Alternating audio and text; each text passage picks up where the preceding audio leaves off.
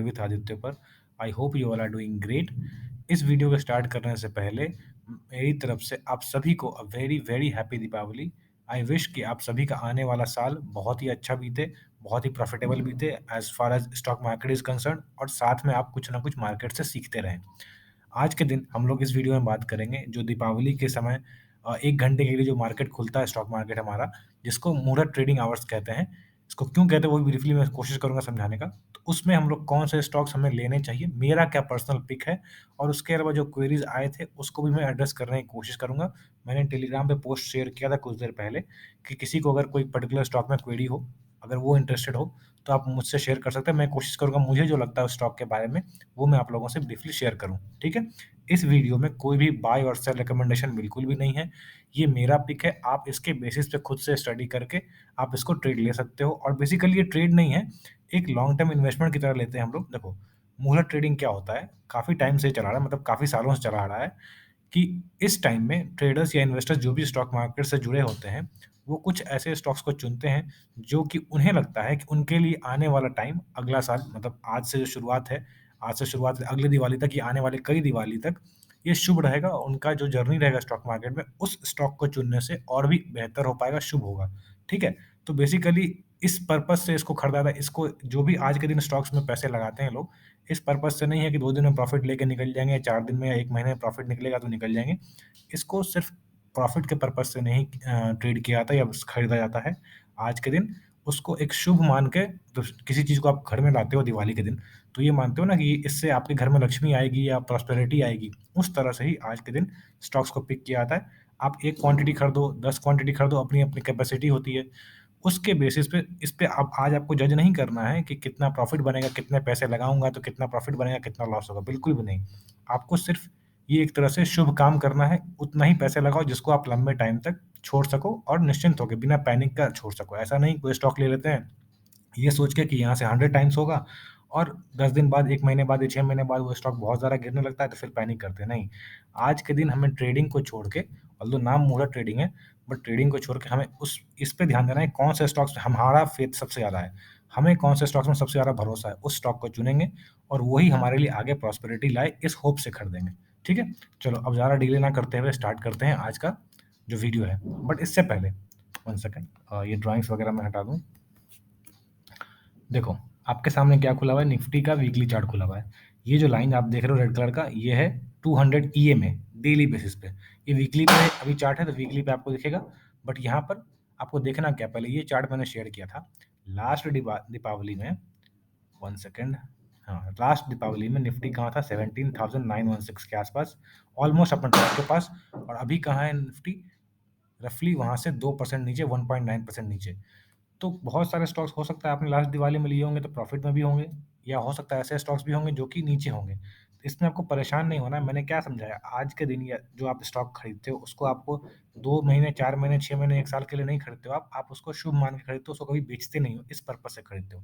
तो Nifty down है, Nifty काफ़ी नीचे गया, फिर वहाँ से ऊपर भी आया, और अभी स्ट्रक्चर ऐसा है कि हो सकता है निफ्टी थोड़ा बहुत कंसोलिडेट करके अच्छा खासा ऊपर चले। देखो, बाहर के मार्केट्स तो गिर रहे हैं, बट हमारा निफ्टी अभी भी ऊपर खड़ा है और उसको ऊपर रखा गया है। मतलब आप देखो कि जो भी प्लेयर्स हैं, चाहे डोमेस्टिक प्लेयर्स हों, चाहे फॉरेन प्लेयर्स हों, सबने इसको ऊपर रखा हुआ है, यानी किसी कारण से ये स्ट्रॉन्ग है। इसलिए आपको इस फेथ से इन्वेस्ट करना है कि आपको इंडिया में इन्वेस्ट करना है, इस पर्पज़ से आप इन्वेस्ट करो, ठीक है, आज के दिन। और अब इसी निफ्टी का चार्ट क्यों मैंने खोला, इसका पर्पज़ क्या है? जो लोग मुझे जानते होंगे, ये वो उनको पता होगा कि मेरा एक इन्वेस्टमेंट, मतलब अगर मेरे पास ₹100 इन्वेस्ट करने के लिए, उसमें से 20 टू 30% मेरा इन्वेस्टमेंट जाता है निफ्टी में। निफ्टी में क्यों जाता है, इसको आप अगर ब्रीफली समझने की कोशिश करो, सारे ड्राइंग्स अगर मैं हटा देता हूँ। यस, तो यहाँ पर आपको क्या दिखेगा, अगर मैं ज़ूम आउट करूँ, निफ्टी सिर्फ़ और सिर्फ़ ऊपर चला है। निफ्टी बेसिकली क्या है, इंडियन इकोनॉमी का एक रिप्रेजेंटेशन है। तो आपको अगर ये भरोसा है कि इंडियन इकोनॉमी आज से 2 साल बाद, 4 साल बाद, 10 साल बाद और ऊपर जाएगा, तो आप मान के चलो निफ्टी भी आपको एक तरह से, निफ्टी इंडियन इकोनॉमी का एक रिप्रेजेंटेशन है, तो निफ्टी भी ऊपर जाएगा।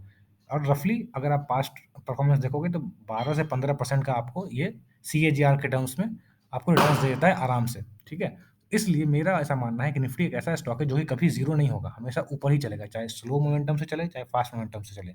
तो एक सबसे मेरा पहला सजेशन होता है लोगों को जो भी नए आते हैं या जिनको पैसे लगाने होते हैं लॉन्ग टर्म के लिए, मेरा ऐसा मानना होता है, और मैं सजेस्ट भी करता हूँ कि अगर आपके पास ₹100 लगाने को, तो आप 20 या ₹30 एटलीस्ट निफ्टी में लगाओ। आप ज़्यादा भी लगा सकते हो, कम भी लगा सकते हो। मेरा ऐसा प्रेफ़रेंस रहता है कि एटलीस्ट मेरे इन्वेस्टमेंट कैपेसिटी का 20 टू 30% एटलीस्ट जाए निफ्टी में लॉन्ग टर्म के लिए, ठीक है?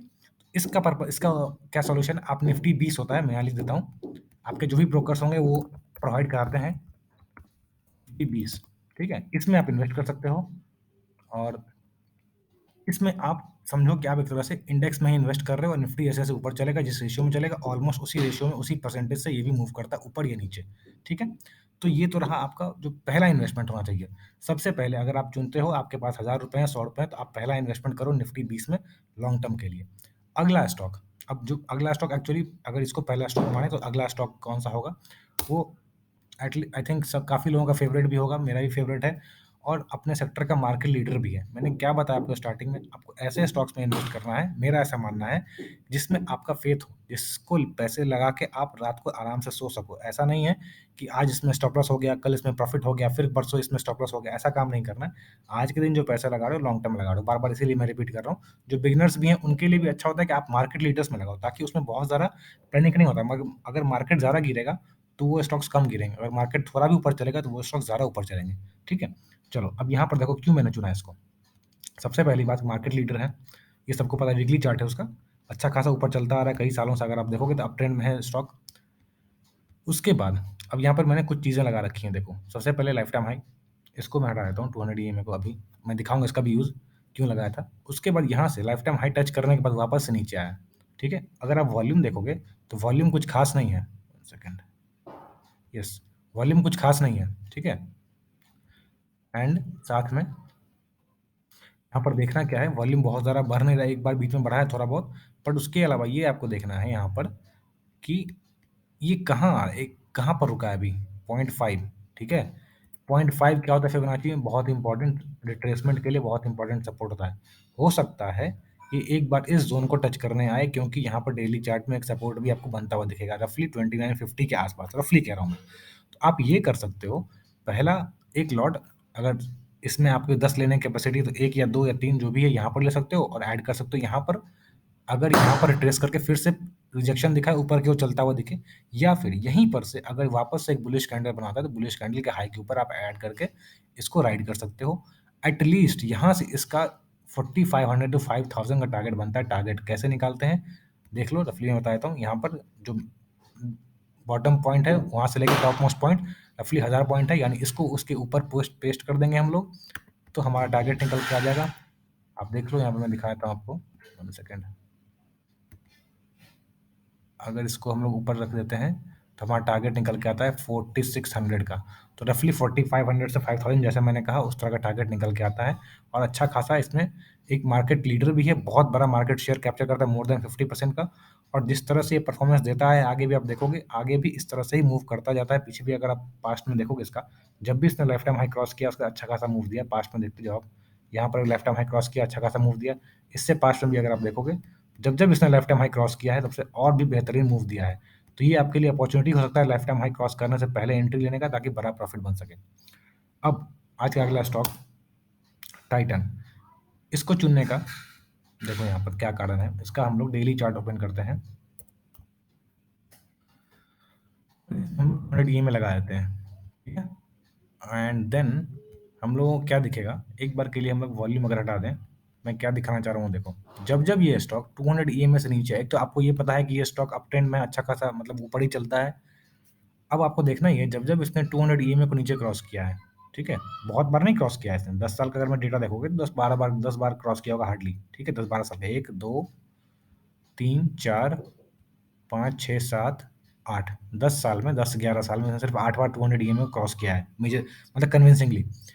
और उसके बाद जब ये 200 ईएमए के नीचे आया है, उसके बाद जब ये लाइफ टाइम हाई, उस वक्त का रिसेंट हाई जो है उसको तोड़ा है, तो देख लो आप किस तरह का, ये तो अभी का है, इससे पास्ट में चलते हैं। जब इसने उस वक्त का हाई तोड़ा है, उसका किस तरह का मूवमेंट दिया है आप देखते जाओ। यहाँ पर था इसका हाई, ये रहा, इससे प्रीवियस हाई ये रहा। जब इसने इस तरह पीछे भी अगर आप देखोगे और पीछे जाओगे, तो वहाँ पर भी जो हाई कितना बेहतरीन इसने मूवमेंट दिया आप देख लो। तो यहाँ पर क्या हो रहा है, अब वापस आते हैं यहाँ पर क्या हो रहा है, ये अपना लाइफ टाइम हाई के पास कंसोलिडेट करता हुआ दिख रहा है। अच्छा खासा रैली हुआ है, वॉल्यूम अगर आप देखोगे, इसका वीकली चार्ट अगर हम लोग वापस खोलते हैं, तो आपको दिखेगा कि ये बहुत ही अच्छी रैली यहाँ पर एक तरह से इसने डब्ल्यू पैटर्न, इस तरह का पैटर्न बना के फिर ऊपर चला। ये पार्ट को आप देखो, इस पार्ट को। यहाँ पर इस पार्ट को टच करके उसके बाद बहुत ही अच्छी रैली। अब ये वन साइडेड रैली है तो ऑब्वियस बात है थोड़ा बहुत करेक्शन भी करेगा। उसके बाद ऊपर चल सकता है। बट जब भी इसके ऊपर निकलेगा, एक तो टेक्निकल पैटर्न इसका आराम से निकल के आता है यहाँ से 3500 का। बट मैंने जैसे आपको पीछे दिखाया, ये लाइफ टाइम हाई जब क्रॉस करता है तो और भी ऊपर जाता है। और जिस तरह का जिस जिस तरह की कंपनी जिस बिजनेस में है, वो बिजनेस आप सभी जानते हो इंडिया में, मतलब बाहर कितना भी आपको ये कहा जाए कि आपको इंपोर्ट के कारण आपका इकोनॉमी पर असर पड़ता है या गोल्ड इंपोर्ट कम करना चाहिए, बट स्टिल हमारे इंडियन जो घरेलू सिस्टम है उसमें हम लोग गोल्ड को बहुत ज़्यादा इंपॉर्टेंस देते हैं। तो इसका बिजनेस कभी भी ऐसा नहीं होने वाला कि अब लोग गोल्ड नहीं खरीदेंगे, अब लोग डायमंड्स नहीं खरीदेंगे। जितनी ज़्यादा प्रॉस्पेरिटी बढ़ेगी उतना ज़्यादा इसका बिजनेस बढ़ता ही जाएगा। ठीक है, तो ये रहा दूसरा पिक। अब तीसरा पिक, ये समझ गए आप किस तरह से इसका टारगेट मैंने रफली बता दिया, बट आपको अपने डिसीजन अपना स्टडी करने के बाद लेना है। अगला स्टॉक है डॉक्टर लाल पैथलैब। इसमें मैं 200 ई में हटा देता हूँ, इसमें बहुत ज़्यादा यूज़ नहीं है, ऑल्दो आप देख लो वीकली चार्ट पे उसी पे सपोर्ट ले रहा है। बट यहाँ पर देखो, इसको मैंने ऐसे भी कई बार शेयर कर रखा है। यहाँ पर एक डबल बॉटम या ट्रिपल बॉटम बना के ब्रेकआउट किया इंक्रीज वॉल्यूम से, फिर रिट्रेस कर रहे हैं। देखो रेड कैंडल्स के वॉल्यूम कम है, ग्रीन कैंडल्स के वॉल्यूम ज़्यादा है। और यहाँ पर अगेन क्या बना रहा है ये, एक तरह से डबल बॉटम बना के फिर से ऊपर चलने की तैयारी कर रहा है। अब इसमें रिस्क कितना है आपका? रिस्क है ये बहुत से बहुत, अगर आप इसके नीचे भी अपना स्टॉप लॉस लगा सकते हो। बट जैसा मैंने कहा, स्टॉप लॉस वाला काम नहीं है यहाँ पे। आज के दिन हम लोग शुभ काम के पर्पज से इसको करेंगे। तो यहाँ पर क्या देखना है, रिस्क है तो टारगेट कहाँ-कहाँ आता है? एक यहाँ आ सकता है, दूसरा यहाँ आ सकता है, तीसरा बीच में एक यहाँ आ सकता है और एक लाइफ टाइम हाई है। तो रिस्क टू रिवॉर्ड बहुत ही अच्छा है। अपने सेक्टर का बहुत बड़ा प्लेयर है, अच्छा खासा मार्केट शेयर है इसके पास, ठीक है? और इसको अगर आप ऐसे देखोगे तो बहुत टाइम बाद इसने इस तरह करेक्शन दिखाया है। इनफैक्ट कोरोना के टाइम में भी इसने बहुत ज़्यादा करेक्शन नहीं दिखाया था, आप देखोगे। इनफैक्ट मेडिकल स्टॉक है तो बहुत ज़्यादा नीचे नहीं आया था, बट ये बहुत बड़ा करेक्शन दिखाया है। यहाँ पर आप एक काम कर सकते हो, अगर आपको लगता है कि ये बहुत ज़्यादा करेक्शन है, यहाँ से ऊपर चलने का कैपेसिटी कितना है, तो आप कुछ क्वांटिटी अभी ऐड करके इसके इस रेजिस्टेंस का टूटने का वेट कर सकते हो। फिर क्या हो जाएगा, एक तरह से ये रफली रफली एक हेड एंड शोल्डर हो जाएगा। और आपको जैसे पता हो, अगर आप फॉलो करते हो चार्ट्स वगैरह या मुझे फॉलो करते हो, मैंने कई बार ये कहा है, कोई भी स्टॉक्स अगर रिवर्सल दिखा रहा है तो 2-3 पैटर्न्स ही फिर उसके पॉपुलर होते हैं। या तो कप एंड हैंडल बनाएगा, ठीक है, या इसी तरह का एक असेंडिंग ट्रायंगल बना देगा, या फिर हेड एंड शोल्डर बना के निकलेगा, ठीक है। ये 2-3 पैटर्न्स जो होते हैं, या इसको डबल बॉटम, ट्रिपल बॉटम जो भी कह लो, इस तरह का पैटर्न बना के कुछ निकलेगा। ये 2-3 पैटर्न्स ही होते हैं जहाँ से वो ऊपर रिवर्सल दिखाता है। आप चार्ट्स देख लो, हज़ारों स्टॉक्स हैं ऐसे जिसमें ऐसे पैटर्न्स बने हैं, उसके बाद मार्केट रिवर्स किया है, प्राइस रिवर्स किया है, ठीक है ना? तो ये 3 जो थे, ये मार्केट लीडर्स को मैंने चुना है। इसके अलावा 2 स्टॉक्स और हैं जो कि मैंने चुना है, इसको ब्रीफली डिस्कस करेंगे। बहुत ज़्यादा उस पर टाइम नहीं बिताएँगे वरना वीडियो बहुत लंबी हो जाएगी। एक ये है कैम्स। अब इसको मैंने शेयर किया है, ऐसे तो है गवर्नमेंट कंपनी कह सकते हो, बट इसको शेयर करने का कारण क्या है, यहाँ पर आप देखो। इसको मैंने ऐसे भी ट्रेड के लिए शेयर कर रखा है पहले। ये एक तरह से राउंडिंग बॉटम बना रहा है। राउंडिंग बॉटम का एंड क्या होता है? जहाँ से शुरुआत हुई है वहाँ पर जाके एंड होता है। इसको मैंने चार्ट में एक्सप्लेन किया हुआ है। आप टेलीग्राम चैनल पर नहीं हो तो डिस्क्रिप्शन में लिंक मिल जाएगा, वहाँ जाके आप जुड़ सकते हो और देखोगे कि मैंने कैसे इसको एक्सप्लेन किया है कि क्या पॉसिबिलिटीज़ हैं, क्या इसमें पोटेंशियल है। ठीक है? एक ये हो गया। इसके अलावा एक और स्टॉक, सीएमएस इन्फो सिस्टम। अब ये न्यूली लॉन्च्ड आईपीओ है। इसको मैंने क्यों चुना है? इसमें बहुत ज़्यादा चार्ट भी नहीं है। क्यों चुना है इसको? अब देखो यहाँ पर क्या बना रहा है ये। इसको अगर ऐसे देखोगे तो ये एक तरह से पहले तो राउंडिंग बॉटम कंप्लीट हो चुका है, पहली बात। दूसरी बात, ये किस तरह से ब्रेकआउट किया इसने, इसको मैंने शेयर भी किया था पहले भी टेलीग्राम पे, अगर आप हो तो वहाँ आपको मालूम चलेगा। ये हेड एंड शोल्डर बना के निकल रहा है, राइट? पहले तो इसका टारगेट ही ऊपर है, जहाँ पर प्राइस है उससे ऊपर तो इसका टारगेट ही है। दूसरी बात, ये सारी बातों को छोड़ के आप एक चीज़ नोटिस करना मेरे इस वीडियो के बाद, बहुत सारे आईपीओ के स्टॉक्स जो होंगे जिसने भी अपना ओपन किया, उसके नीचे गया और करेक्शन के बाद वापस से एक राउंडिंग बॉटम हो सके या कप एंड हैंडल हो कह दो, जो भी रिवर्सल वाला, इस तरह कुछ भी राउंडिंग कंप्लीट करके अगर ब्रेकआउट कर रहा है, तो आप 90% स्टॉक्स में देखोगे जो कि ऊपर गया है। इस तरह का पैटर्न बनाने के बाद जितना इसका डेप्थ है उतना ऊपर जाता है। ये एक बहुत ही सिंपल स्ट्रैटेजी होती है आईपीओ को ट्रेड करने की। मैंने कभी शायद शेयर किया होगा, नहीं किया होगा तो आज आप नोट कर सकते हो। जितने भी नए स्टॉक्स हैं उसको आप इस तरह से मार्क कर सकते हो चार्ट में, और जब भी वो इस तरह का पैटर्न ब्रेकआउट दे तो आपको जितना बड़ा डेप्थ है इसका, मान लो यहाँ से 210 से लेके 310 तक, 100 रुपीज़ का, यानी यहाँ से 400 रुपीज़ तक जा सकता है अगर ब्रेकआउट करेगा तो। और अगर नहीं ट्रेस करता है तो आपके लिए और भी अच्छी अपॉर्चुनिटी हो जाएगी। यहाँ पर आपका रिस्क छोटा हो जाएगा एंड देन एक बड़ा सा कप हैंडल बना के फिर ऊपर निकल सकता है। 400 इसका फाइनल टारगेट नहीं है, हो सकता है और ऊपर जाए, बट इस पैटर्न के हिसाब से कहाँ पॉसिबिलिटी है वीकली चार्ट के हिसाब से, वो मैंने आपके साथ शेयर किया है। ठीक है ना? अब एक क्वेरी आई थी जो हमारे सब्सक्राइबर्स हैं या टेलीग्राम पे हैं, उस उनका स्टॉक था एक, उसको डिस्कस कर लेते हैं। चलो, उसका नाम है केईआई। अब ये स्टॉक जो है, अगर आप लोग जानते हो कि ये बहुत ही अच्छा स्टॉक, मतलब अप ट्रेंड का बहुत बहुत स्ट्रांग है। इसको मैंने काफ़ी पहले शेयर किया जब ये लाइफ टाइम हाई ब्रेकआउट किया था। देखो, मैंने अभी क्या समझाया कि सीएमएस इन्फो सिस्टम का। इसमें क्या था, वापस चलते हैं सीएमएस इन्फो सिस्टम पे। सीएमएस इन्फो, यहाँ पर देखो क्या समझाया मैंने, ये पूरा राउंडिंग बॉटम करके ऊपर निकलेगा, तो आपको टारगेट दिख रहा है यहाँ पे 400 का, बट हो सकता है यहाँ से 4000 भी चला जाए। अपना पोटेंशियल तो बाद में अनलॉक होता है, किसी को पहले से नहीं पता होता है। साथ में ये कंपनी किस चीज़ में है, आप इसको रिसर्च करना। ये बेसिकली कैश मैनेजमेंट, यानी जो एटीएम्स वगैरह में कैश सप्लाई का काम होता है, एटीएम मेंटेनेंस का काम होता है, बैंक्स में अगर कुछ उनका इश्यू होता है, मतलब वर्किंग में, ऑपरेशंस में, उसमें भी ये लोग हेल्प करते हैं। इनका एक तरह से ये मार्केट लीडर है इस सेक्टर में। इसीलिए भी मैंने इसको चुनने का ये पहला कारण तो ये था। दूसरा, इसका चार्ट पैटर्न बहुत अच्छा था। आईपीओ को ट्रेड करने का बहुत सिंपल तरीका होता है ये, इसलिए मैंने इसको चुना था। अब सेम चीज़ ये समझो आप, और इसको आओ केईआई में। केईआई वाले में भी क्या हुआ था देखो, जब ये यहाँ पर था तो किसी को ये भी लग सकता है कि ये तो बहुत भाग गया है। One second। ये तो यहाँ पर जब था तो बहुत भाग गया, अब यहाँ से कहाँ भागेगा। बट देखो, ये 600 पे गया था, अब कहाँ पर है, 1500 पे खड़ा है। तो आपको अपसाइड पता नहीं है, किसी को भी अपसाइड नहीं पता कितना पोटेंशियल है। ठीक है ना? आपको बस राइड करते रहना है अगर कोई स्टॉक अच्छा चल रहा है तो इसमें क्या है, जिनका भी ये पिक है, मैं उनका नाम नहीं लूँगा। यहाँ पर क्या देखो, सबसे पहले आप एक चीज़ समझो, मैंने आज जो स्टॉक्स शेयर किए, सिर्फ़ इसलिए नहीं शेयर किए कि बहुत अच्छे स्टॉक्स हैं, और भी बहुत से अच्छे स्टॉक्स हैं। बट मेरा पर्पज़ क्या है, क्योंकि मैं टेक्निकल एनालिसिस के बेसिस पे ट्रेड करता हूँ, इन्वेस्ट करता हूँ, तो मेरा पर्पज़ क्या होता है कि सिर्फ़ अच्छे स्टॉक्स ही नहीं होने चाहिए, अच्छे प्राइस भी होने चाहिए उसके। मान लो, अगर आप सपोज़ निफ्टी के, अगर लास्ट ईयर दिवाली में निफ्टी सबसे अच्छा है, उससे अच्छा तो कुछ नहीं, वो हमेशा ऊपर चलता है। But Nifty last year Diwali में कहाँ था, 17,900 पे, आज कहाँ है, 17,900 के नीचे, यानी 2% नीचे। तो निफ्टी आपने सबसे अच्छा स्टॉक चुना, बट क्या हुआ, आपने सही पॉइंट पे एंट्री नहीं ली, इस कारण से आपका स्टॉक आज 1 साल बाद भी नीचे चल रहा है। तो मेरा क्या मानना है कि अगर मेरे पास कोई अच्छा स्टॉक है, मान लो ये मेरा एक one of the favourite stock है, मैं इसमें अगर मुझे इन्वेस्ट करना है, और मैं इसको शुभ मानता हूँ कि अगर मैं इसमें इन्वेस्ट करूँगा, मेरा मानना है कि आगे और प्रॉस्पेरिटी लाएगा, तो ठीक है, मैं कुछ क्वांटिटी इसमें इन्वेस्ट करूँगा। बट मेरी अगर कैपेसिटी इसमें 50,000 इन्वेस्ट करने की है, तो आई विल इन्वेस्ट ओनली 20,000, क्योंकि अभी ये प्राइस के हिसाब से सही नहीं है। ऐसा मैं नहीं कर रहा कि यहाँ से वापस 1500 से 3000 नहीं हो सकता।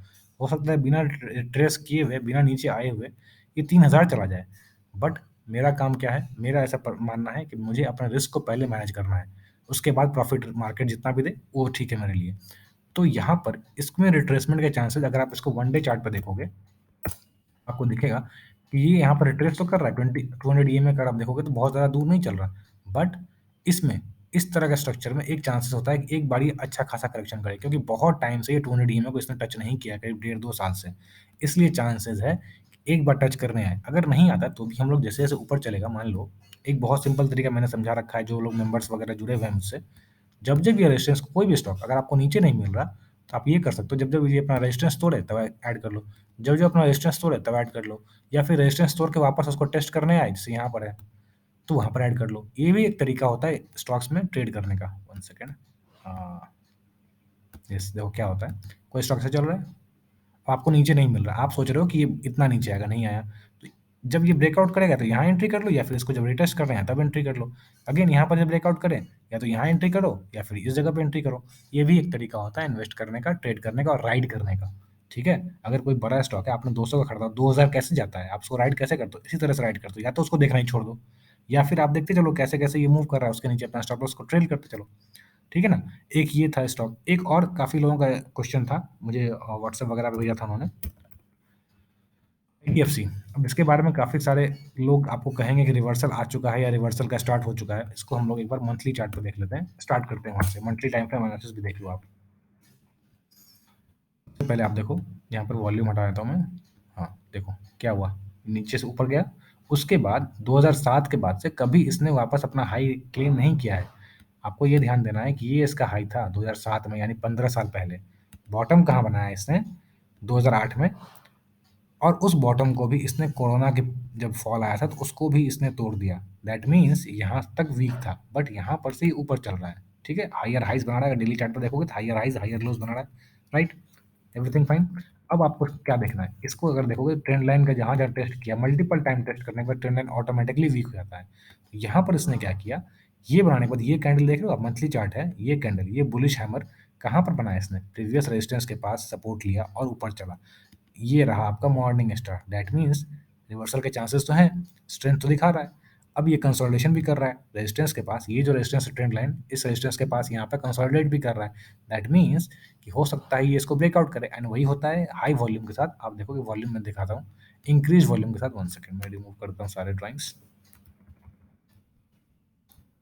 देखो, इंक्रीज वॉल्यूम के साथ इसने इस ट्रेंड लाइन को ये रहा, इस ट्रेंड लाइन को राइट, ये रहा, इस कैंडल में देखो इंक्रीज वॉल्यूम भी है, आप देख लो यहाँ पे इंक्रीज वॉल्यूम भी है और ब्रेकआउट भी है। उसके बाद ये क्या-क्या कंसोलिडेट किया थोड़ा सा, उसके बाद वापस ऊपर चला है। और ये रेड लाइन क्या है? ये यहाँ का रेजिस्टेंस है 71 के आसपास का। इसको भी ब्रेकआउट किया, अभी मंथली कैंडल क्लोज नहीं हुई है, हो सकता है एक बार नीचे आ जाए। तो मेरा सजेशन होगा जो भी इसमें ट्रेड करना चाह रहे हो, ये मंथली कैंडल है, एक बार वीकली कैंडल भी दिखाता हूँ मैं। वीकली कैंडल में आपको क्या दिखेगा, जो मैंने केईआई में समझाया है। इस स्टॉक के ऊपर चलने के चांसेस तो बिल्कुल हैं, बट इस स्टॉक में अगर आप मुझसे पूछोगे तो मेरे पास इसमें स्टॉप लॉस लगाने का एरिया कहाँ पर है? इसमें स्टॉप लॉस कहाँ लगाओगे? आइदर आप यहाँ लगाओगे इस जगह पे, यानी 78 का स्टॉक 62 पे स्टॉप लॉस लगाओगे। इतना बड़ा स्टॉप लॉस मेरे हिसाब से मैं इसको जस्टिफाई नहीं कर पाऊँ, क्योंकि आप देखो कितना बड़ा स्टॉप लॉस है। अगर टॉप से देखेंगे तो ऑलमोस्ट 20% का स्टॉप लॉस है। इतना बड़ा स्टॉप लॉस मेरे हिसाब से थोड़ा रिस्की होता है। और साथ में क्या है इसमें देखने का कि ये स्टॉक कंटिन्यूअसली ऊपर ही ऊपर चला आ रहा है, कुछ खास इसने रिट्रेसमेंट नहीं दिखाया है। इसलिए आपके पास एक रिस्क ये बनता है कि ये स्टॉक हो सकता है 1 सेकंड, ये स्टॉक हो सकता है रिट्रेसमेंट नहीं दिखाया है, इसलिए हो सकता है थोड़ा सा ऊपर जाए, उसके वापस से एक रिट्रेसमेंट दिखा के देन रिटेस्ट करने के लिए अगर जब आए, then that will be a great opportunity to enter. But yet अगर आपने इसको चुना है मुहूर्त ट्रेडिंग के लिए, तो आई विश यू लक, आप इसमें एंटर कर सकते हो। क्वांटिटी थोड़ी सी कंट्रोल करो, कोई बात नहीं, स्टॉप लॉस अगर बड़ा हो जाता है, इसी को तो पोजीशन साइजिंग कहते हैं ना, कि जब आपकी स्टॉप लॉस बड़ा हो जाए तो अपनी क्वांटिटी कम कर लो ताकि आपका लॉस लिमिटेड रहे। ये आपको हमेशा ध्यान रखना है, ठीक है?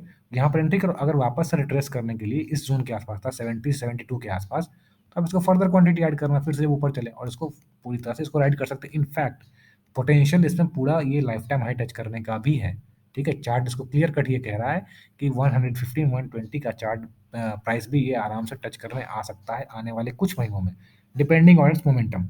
बट आपको क्या करना है, पॉसिबिलिटी है, पॉसिबिलिटी में आपको आपके कंट्रोल में क्या है, हमेशा आपका रिस्क कंट्रोल करना है।